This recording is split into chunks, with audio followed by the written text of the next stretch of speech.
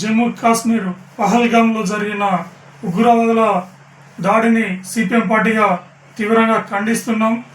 కేంద్ర ప్రభుత్వ ఇంటెలిజెన్స్ నిఘా వర్గాలు అసలు ఉగ్రవాదులు చొరబడేదాకా ఏం చేస్తున్నాయని చెప్పి ఈ సందర్భంగా కేంద్ర ప్రభుత్వాన్ని సుతం డిమాండ్ చేయడం జరుగుతుంది.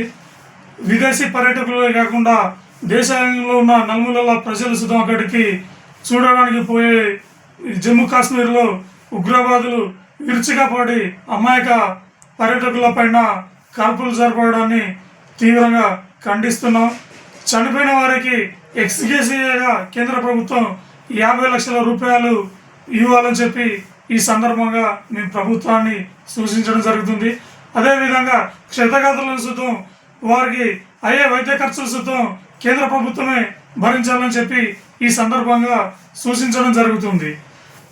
అసలు జమ్మూ కాశ్మీర్లో అంతా మా అద్భుతంగా ఉంది, బాగుంది అని చెప్పే కేంద్ర హోంశాఖ మినిస్టర్ అమిత్ షా గారు అసలు ఉగ్రవాదులు ఈ దాడి గల కారణాలు ఏంటి, అసలు అమిత్ షా గారు ఏం చేస్తున్నారని చెప్పి ఈ సందర్భంగా మేము డిమాండ్ చేయడం జరుగుతుంది.